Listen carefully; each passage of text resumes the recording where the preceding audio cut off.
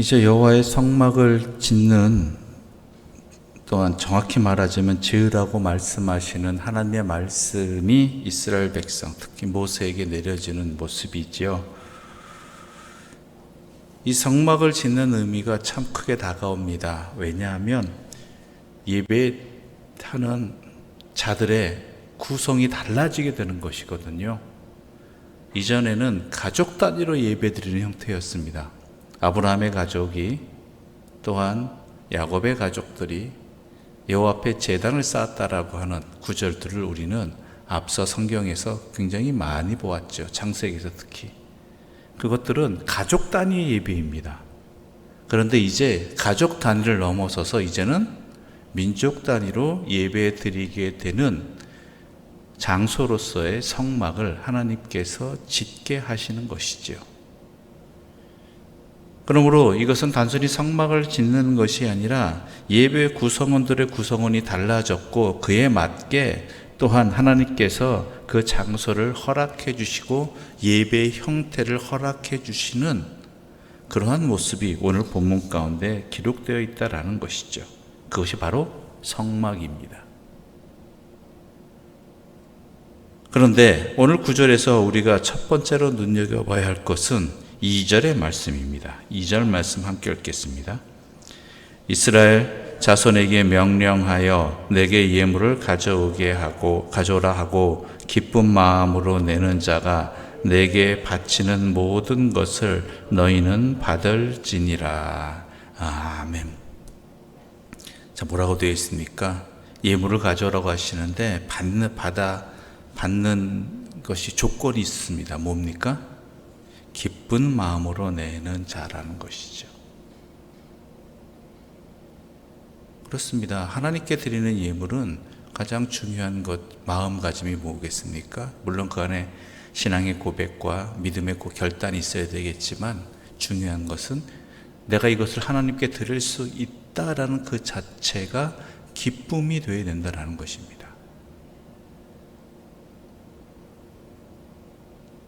이게 의외로 참 어렵기도 합니다. 잘 되는 사람은 잘 되기도 하겠지만 그렇지 못한 경우도 많다라는 것이죠. 특히 하나님의 전에 나와서 드리는 예물이 기쁨으로 드리지 아니하면 도리어 시험이 되어버린다는 것이죠. 우리 여러분도 그렇지 않습니까? 일상에서 누군가가 나에게 어떤 것을 줄 때 기쁨으로 주느냐, 기쁜 마음으로 주냐, 아니면 다른 마음을 갖고 주느냐에 따라서 받는 사람의 입장도, 기분도 달라지게 되는 것이고, 또한 그에 상응하는 행동들도 달라지게 될 수밖에 없다라는 것이죠. 그러므로 이것은 우리가 훈련되어져야 하는 부분입니다. 항상 신경 써야 되는 부분입니다. 주님께서 기뻐 받으시는 것은 기쁜 마음으로 드리는 것, 바로 그것입니다. 우리가 하나님께 드리는 것, 하나님께서 받으시는 것이 중요한 것 아니겠습니까? 아무리 향기로운 제물을, 값비싼 제물을 드린다 할지라도 하나님이 받지 않으신다면 그거는 아무런 의미가 없다라는 것이죠. 하나님께 기쁜 마음으로 드릴 때 하나님께서는 받으신다라는 것을 오늘 본문을 통해서 특별히 말씀해 주고 계시는 것입니다. 그러므로 우리가 이 부분을 항상 신경 쓰면서 드려야 되겠지요. 그러면서 어떤 성막을 위한 하나님께서 여러 가지 것들을 말씀해 주고 계십니다. 그 중에 오늘 본문 가운데는 언약궤와 속죄소를 또 말하고 있죠. 언약궤는 무엇입니까? 말 그대로 하나님이 임재하시는 지성소에 있어야 할 것입니다. 그 언약궤 안에는 뭐가 들어있죠? 하나님의 말씀의 판이 들어있다는 것이죠. 지금 오늘 본문에서는 그 내용들이 자세히 기록되어 있지만, 또 하나 중요한 것은 하나님의 말씀과 함께, 말씀이 들어있는 언약궤와 함께 있는 것이 뭐냐면 속죄소라는 것입니다.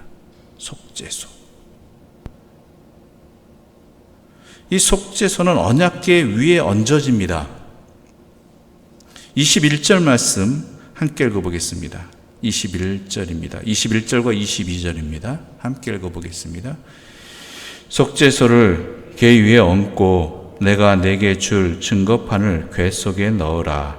거기서 내가 너와 만나고 속죄소 위 곧 그 증거궤 위에 있는 두 그룹 사이에서 내가 이스라엘 자손을 위하여 내게 명령할 모든 일을 내게 이르리라. 아멘. 언약궤가 있고 언약궤 안에는 하나님께서 주실 증거판이 들어가 있고요. 넣으라고 명령하셨죠. 그 다음에 위에 속죄소가 있고 또한 거기서 내가 너와 만나고 속죄소 위 곧 증거궤 위에 있는 두 그룹 사이에서 내가 이스라엘 자손을 위하여 내게 명령할 일을 내게 이르리라고 말씀하고 계십니다. 즉 우리가 하나님과 만나는 자리, 하나님께서 우리를 만나주시는 그 자리에 하나님의 말씀의 자리도 있지만 또 하나가 뭡니까? 속죄의 자리가 있다는 것입니다. 회개의 자리가. 즉 우리가 예배 드릴 때에도 하나님 말씀을 듣는 것 못지않게 주님 앞에 우리 자신을 속죄하는 자리도 매우 중요하다라는 것이죠. 그래서 예배의 순서에 뭐가 있습니까? 내 죄를 하나님 앞에 고백하고 용서를 구하는 속죄의 순서가 있다라는 것이죠. 바로 그곳에서 주님께서 우리에게 말씀하시고 만나주시고 명령해 주시는 은혜가 있다라는 것입니다. 과연 우리는 그 속죄의 시간을 그만큼 가치 있게 여기고 있느냐라는 것이죠. 소중히 여기고 있느냐라는 것이죠. 더 나아가자면 나에게 주신 속죄의 기회를 놓치지 않고 있느냐라는 것입니다. 제발 그러기를 바랍니다. 내가 듣기 좋은 소리, 원하는 말씀만 원하는 것이 아니라 진정으로 내 자신을 고백할 수 있을 때, 내 죄를 주님 앞에 나아갈 때, 내 죄를 주님 앞에 고할 때, 그리고 내 삶을 고치게 해달라고, 바뀌게 해달라고, 변하게 해달라고 주님의 도우심을 구하는 그 자리에 하나님은 우리에게 은혜를 베푸시는 분입니다. 이 속죄소가 다른 데도 아닌 지성소에 있고 언약궤 위에 하나님이 임재하시는 곳에 있다라는 것, 이거 우리가 중요하게 생각해야 되는 것이죠. 또 하나가 속죄소가 이곳에 있다라는 것은 우리 인간의 한계성을 분명히 말해주는 것입니다. 주의 말씀대로 살고자 하지만 우리는 그렇게 살지 못하는 연약한 존재입니다. 단 하나의 명령도 따르지 못한 불순종한 사람들이 바로 우리들입니다. 그러므로 우리 또한 그 누구도 하나님 앞에, 그 말씀 앞에 교만하지 말아야 된다는 것이죠. 겸손하게 주의 자비를 구하고 주의 은혜를 구해서 우리가 그 말씀대로 살아갈 수 있도록 우리를 고쳐주시고 그 말씀의 능력으로 우리를 인도하여 주십시오라고 간구하는 자리가 바로 지성소, 하나님과 만나는 자리, 성막이라는 곳입니다. 이것을 제대로 알아야 되는 것이죠. 이것이 성막의 핵심입니다. 하나님의 말씀의 언약궤와 또한 속죄, 바로 이 부분이 중요한 부분이죠. 물론 모든 부분들이 성막에서 중요하겠지만 하나님이 임재하시는 곳이 바로 이것이라는 이것이라는 것을 말씀하시는 의미를 우리가 제대로 새겨보았으면 좋겠습니다. 또한 그 뒤에 이어지는 진설병과 또한 등잔대 등은 계속해서 하나님께서 이스라엘 향해서 명령해 주시는 성막의 모습들입니다. 그런데 이 성막의 의미들을 우리가 자세히 알아야 되는 것은 이 성막을 이렇게 짓게 하신 하나님의 뜻이 어디에 있는가라는 것이죠. 그 안에 예배자 또한 예배의 의미가 이 기구들 안에 담겨 있다라는 것, 그냥 놓인 것이 아니라는 것, 이것을 알아야 된다라는 것입니다. 뭐냐면 진설병은 무엇입니까? 이 진설병이라는 것은 하나님께서 우리에게 매일매일 일용할 양식을 주시는 분이라는 것, 내가 하나님의 은혜로 살아가는 존재라는 것을 잊지 말라는 것입니다. 물론 여러분들이 수고하고 땀을 흘려서 얻은 결과들이 여러분이 먹을 것, 마실 것, 입을 것들이겠지요. 그런데 그보다 더 중요한 것은 무엇입니까? 이 모든 것들을 허락해 주신 분은 오직 한 분 하나님이시다라는 것, 하나님의 은혜이다라는 것을 잊지 않는 것이 예배의 모습입니다. 그럴 때 우리는 기쁨으로 주님 앞에 나올 수 있는 것이고, 그럴 때 우리는 감사함으로 주님 앞에 예물을 드릴 수 있는 것이죠. 또한 오늘 본문 속에서 등잔대의 모양이 살구꽃 형상이라고 되어 있어요. 33절 말씀 함께 읽어볼까요? 33절입니다. 함께 읽어보겠습니다. 이쪽 가지에 살구꽃 형상의 잔색과 꽃받침과 꽃이 있게 하고 저쪽 가지에도 살구꽃 형상의 잔색과 꽃받침과 꽃이 있게 하여 등잔대에서 나온 가지 6을 갖게 할지며. 살구꽃이라는 것, 즉 이것은 하나의 언어 유희입니다. 즉 이 살구꽃 형상, 사케드라고 히브리어로 이야기하는데요, 이것은 하나님 기억하라는 단어에서 나온다라는 것이죠. 즉 하나님을 기억하라라는 것입니다.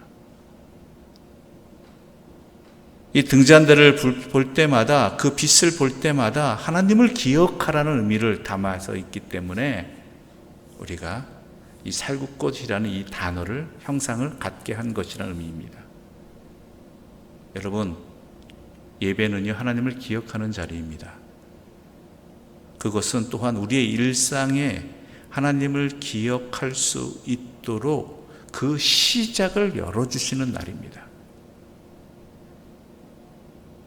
여러분, 이런 경험 있으실 것입니다. 아침에 나도 모르게 처음 들었던 노랫소리나 어떠한 소리가 내 하루 종일 흥얼거리게 하는 소리가 될 수 있다는 거 경험해 보셨습니까? 나도 모르게 계속 노래가 나온다. 그 아침에 들었던 소리, 노래가. 마찬가지입니다. 주일은 한 주의 시작입니다. 내 삶의 시작입니다. 예배의 자리는. 그곳에서 하나님을 기억할 때, 제대로 기억할 때 우리의 또한 나머지 시간들도 하나님을 기억하는 은혜가 허락되어진다는 것이죠. 그 예배의 자리마저도, 그 주일마저도 하나님을 기억하지 못한다면, 하나님을 생각하지 않는다면 나머지 삶도 다를 바 없다라는 것이죠. 그러면서 그 등잔대를 볼 때마다 이스라엘 향해 빛을 비추시는 하나님의 은혜를, 하나님의 사랑을 우리는 기억해야 됩니다. 그렇기 때문에 우리가 살아갈 수 있다는 것입니다. 이처럼 하나님은 그 모든 것들을 통해서 우리를 위해서 이 성막을 허락해 주셨습니다. 그 안에 담겨진 만들라 하신 기구들을 통해서 우리가 가져야 될 하나님 앞에서, 또한 하나님의 사람으로 살아가는 의미가 무엇인지를 알려주고 계시는 게 예배의 자리라는 것이죠. 그러므로 예배는 그저 주어진 시간, 한두 시간의 시간을 보내고 많은 세금과 같은 통과 의례가 아닙니다. 내가 일상을 어떻게 살아야 되는지, 내 평생을 어떻게 살아야 되는지를 알려주고 계시는 하나님의 은혜의 손길이고, 또한 교육의 자리이고, 하나님의 하나님과의 교제의 자리라는 것입니다. 그러므로 이 예배가 우리에게 주어졌다라는 것이 얼마나 큰 은혜이고 큰 사랑이고 큰 기쁨인지 아시기를 바랍니다. 그 사랑을 제대로 느끼기 위해서 예배를 소중히 하고 예배를 제대로 드리고 예배의 의미를 제대로 깨닫는 지혜로운 자들 되시기를 바라고, 복된 삶이 여러분에게 허락되어지기를 간절히 소망합니다. 기도드리겠습니다. 하나님 아버지, 감사합니다. 사람은 무엇으로 살고 어떻게 살아야 되는지를 예배를 통해서 알려주시는 하나님 아버지, 감사합니다. 우리의 갈 길을 모를 때, 어떻게 살아야 될지 낭망할 때 주님 앞에 나오게 하여 주시옵소서. 주님 앞에 예배드리게 하여 주시옵소서. 주님께서 허락해 주신 이 예배를 통해서 우리의 삶을 제대로 알고 어떻게 살아야 될지도 깨닫는 은혜를 허락하여 주시옵소서. 아니, 이미 주신 은혜를 깨닫고 예배를 통해서 그 길을 찾게 하여 주시옵소서. 그래요, 하나님과 동행하는 참된 삶의 기쁨, 주께서 말씀하신 대로 살아가는 진리의 기쁨을 우리가 누리게 하여 주시옵소서. 예수님의 이름으로 기도드립니다. 아멘. 하늘에 계신 우리 아버지의 이름을 거룩하게 하시며 아버지의 나라가 오게 하시며 아버지의 뜻이 하늘에서와 같이 땅에서도 이루어지게 하소서. 오늘 우리에게 일용할 양식을 주시고 우리가 우리에게 잘못한 사람을 용서하여 준 것 같이 우리 죄를 용서하여 주시고 우리를 시험에 빠지지 않게 하시고 악에서 구하소서. 나라와 권능과 영광이 영원히 아버지의 것입니다. 아멘.